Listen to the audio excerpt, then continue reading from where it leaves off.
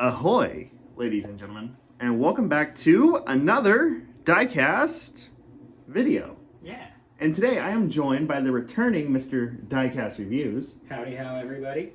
And today what we're doing is something a little bit different. We are ranking our favorite 2021 IndyCar diecasts, and we're doing this in a very unusual way. We're doing it elimination style. So for every round, we're going to eliminate our least favorite out of what's left, and we're going to come down to the determination of the best IndyCar diecast of 2021. Now, the rules are simple for this. The special edition cars, i.e. like Snap-on exclusives or website exclusive ones, are going to be disqualified, even though they're in our starting group here. And also, it doesn't have to be necessarily a 2021 IndyCar, but it has to be a 2021 release. Yep, so that's why we have 500 winner and the Dixon champion. So here's our starting grid to go with, and already we can eliminate two cars. So I'll go ahead and pull those out. First one is the Snap-on promo. Very great car. Kind of disappointing it's not on the correct aero kit, but either way, it looks great. Also very disappointing it was not a regular release, because that one would be around at the end. This is the next one. Again, I don't think this car would have made it very far in either of our books. It's not perfect. The number back here is a little small. This is too small, and there's no sponsor on the rear wing. Just like all the Penske cars. Now, however, it is a great looking car, don't get me wrong, but it's an authentic collectibles exclusive. It was never mass produced. So that is our first two eliminations by default. Now then, let's go through the first round of actual eliminations. And this one hurts me because I think we both are a unanimous consent of which one goes next. Yep. Am I hot? Yep. Yep. The Dixon Championship. And this one hurts me because this car would probably rank pretty decently if it wasn't for the god-awful race versions. It's bad. And unfortunately, they're doing the Plo the same way. It doesn't look as bad. It looks like they went a lot lighter with the spackling on it, so it looks better, but it still doesn't look perfect. But yeah, this is a bad one. So yeah, off to the corner you go. All right, so now we start getting a little tiny bit more difficult. It's going to get more difficult as we go. So we're going to go ahead and eliminate the next one. And I'm thinking Alex Palou NTT. No. Oh. Let's get rid of the repeat scheme that we've gotten for a couple years. Menards. The scheme was good when it first debuted. The problem is that it's the same. Yeah, it's just, I mean. Now, here's the funny thing about this. This is a 2020 car, but I did not buy the 2021. Just ignore the 22 back here, and it's virtually the same. I think DXC might be gone as well, but yeah, the DXC is gone. Virtually the same. But yeah, that one gets to be eliminated next. And again, also, it would have been, again, it probably would have made it into the top 10 if it was on the road course. But such is life. All right. So let's go for the next one. And we're at unanimous consent for the next one already. Yeah. It's a great looking scheme. However, it never existed. The funny thing is we used to get cars that didn't run on road course bodies, on an oval body. And now we have the opposite problem. We're getting cars that ran on an oval body, not a road course body. I guess we can't be too upset, though. We're still getting his championship car and his Alabama win. So, yeah. But, I mean, it's not bad. It's just... It's a great livery. Fictional. Yes. Fiction. So now we're getting to the point of... Now it's starting to get harder. Okay. Yeah, bit by bit. Okay. What do we think? I'm going to go for another inaccurate one. Ray Hall? Yeah. So here's the thing, and I explained this in the review of it. And a lot of you who have watched my videos last year know my opinions of a lot of these cars. It is a good car, though. It's very accurate to the actual 2004 win. However, it's not accurate to the car that we saw on track. The car was chrome. The red and I think the blue, even the blue light extent was chrome. But compared to the actual Buddy Rice winner that the car was trying to be, it's wrong. It's pretty close. It's closer to the Buddy Rice win than it is the actual car. Which is sad. Off to the corner. So now we got the corner of shame. And while we're doing this, might as well go ahead and throw out another decent looking one, but inaccurate. Correct. So we're in agreement right now so far. The blue is wrong. And it says McLaren where it should say Views. Views promo. I like it. Well, do you watch my videos? So, Did you see my review on this one? I think where I I'm did. like, yeah, let's fucking push tobacco to kids like we used to. But realistically, it's a good looking car. Even with the blue being wrong, I still really like it. It's just a shame that it's wrong because this was one of the best cars on the grid by far. Not driver wise, but the car wise, yes. Yeah. Okay. So we're getting the easy ones knocked out of the way. Yeah, Now we're going to start disagreeing here very shortly. I hate to say it. Yep. But I think I know my next one. what is your vote? PPG. Yes. Yeah. Listen, there was so much potential with this car to look good because it was a fan favorite scheme this year. Oh, However, man, this angle is rough. See that? Like, oh, even God. from just the side though. Like, yeah, even just the this side. right here kills it big time. The 164 looks great. That's what I don't understand. And also, this was the first McLaughlin with sponsors back here. 3 is still a little small, but it's disappointing. It really is. Maybe next year we'll re-get it and they'll do it right, but Unfortunately, not so much this year. So now we've kind of eliminated getting close to half. yeah. So This is where it starts to get tough. here's the interesting thing: we've lost a car from every team that we've gotten multiples of, except for Andretti. Yeah. But I do think it is time to get rid of an Andretti Autosport car. Which one are you thinking? I am thinking straight ahead. Not Capstone. No, Oh, Hunter A? the DHL colors have kind of gotten a little stale over the years. You know what? I'm going to disagree. I'm going to say Genesis. Really? It's just the orange is a little off. It's supposed to be a little bit lighter, and I think that helped honestly because the actual Genesis car was a little ugly. The last year's Genesis car was beautiful. Yeah, The gray and the teal does kind of kill it though. a little bit, which is funny because on this it looks great. When you reverse the colors, for some reason, it's one of the best Andretti cars. Well, this isn't like green though. This is just proper teal. Yeah, So, you know what? I will agree with it. Genesis. I hate to say it, but I do agree with it. So, Poor wow, Hinch. Mr. Diecast Reviews eliminating a Hinch Yeah. car in the fairly early going. That capstone is going to stick around if I have anything to say about it. Well, you are half the vote here, so. All right, so now it gets a little bit more difficult as we go. And so the video cuts for whatever ungodly reasons because we have decisions to make. I think I know which one I'm going for. Name your vote. Actually, now I'm between two. Ooh. McLaughlin or Rossi. Oh. McLaughlin because of the shell being too small, all that stuff, and the Rossi because of the Napa decal still being a mess. So here's a fun one. I did do one by myself, and the Rossi actually stuck around towards the quarterfinals, but it was eliminated because of the Napa logo. I have a different one in mind. All right. The Jimmy Johnson, Really, the Jimmy.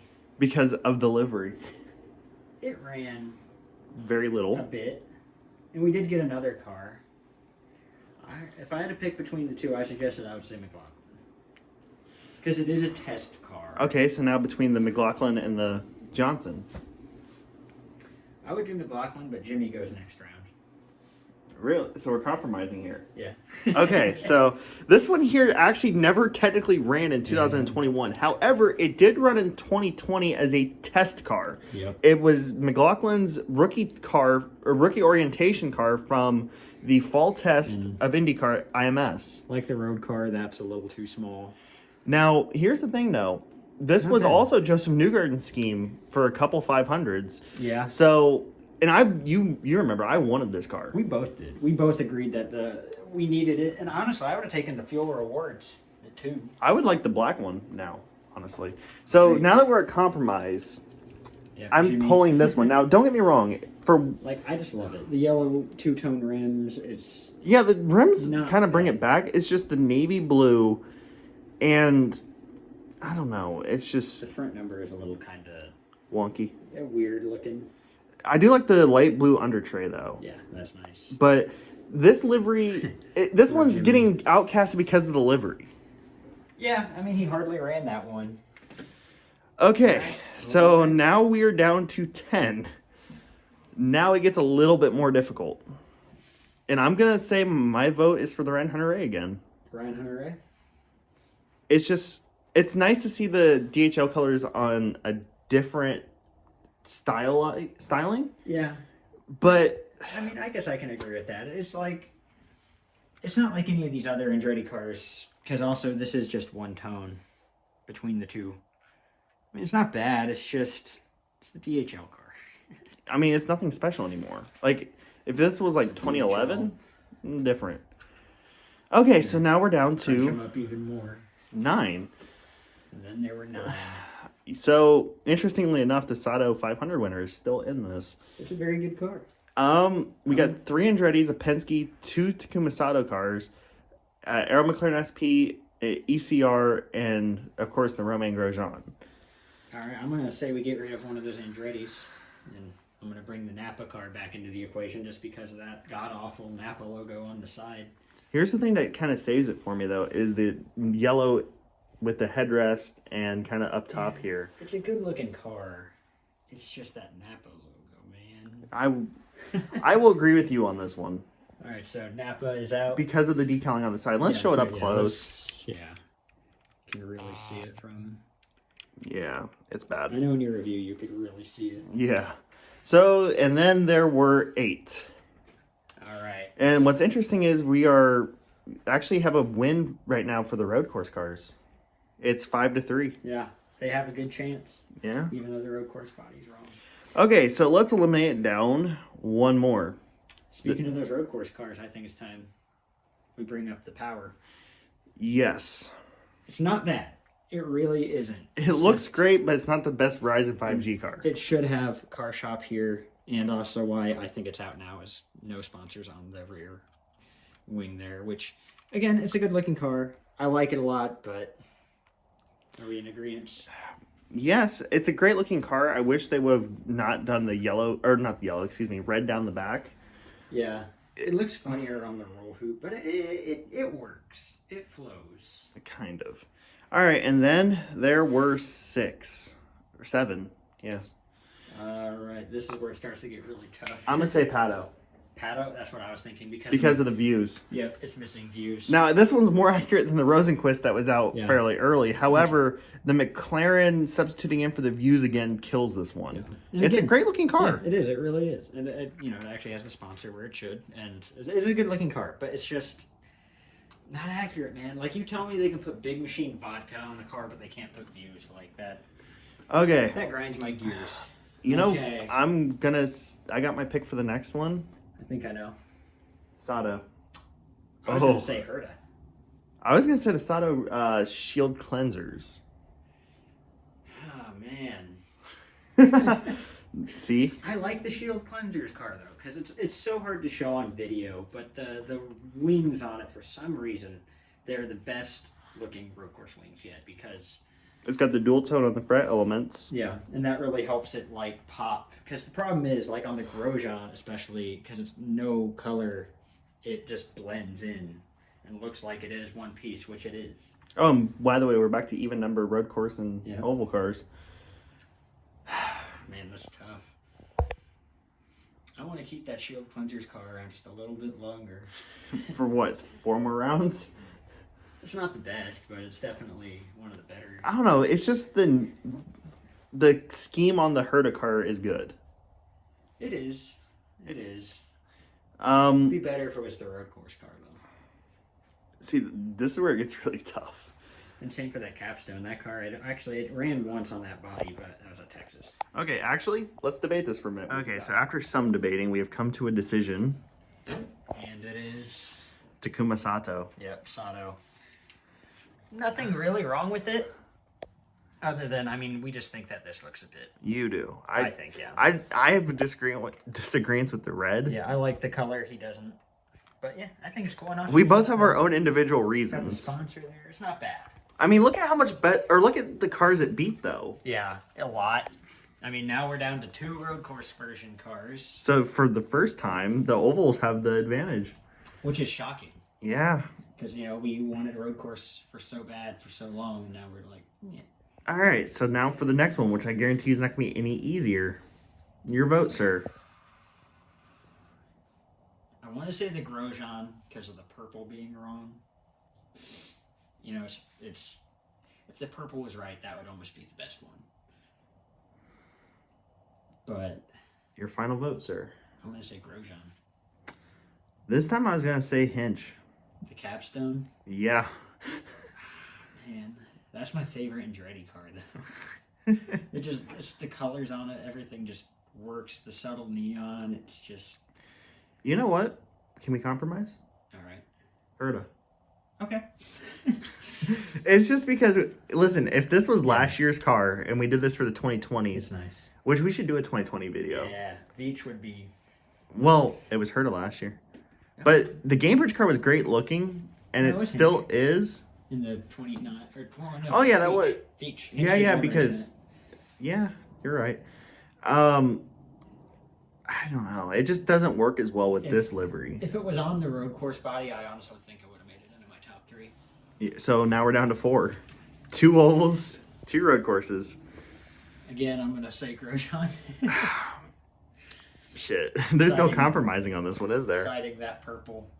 It's such a disappointment. It's so close to being awesome. It still is, but it could be better. Okay. So we agree?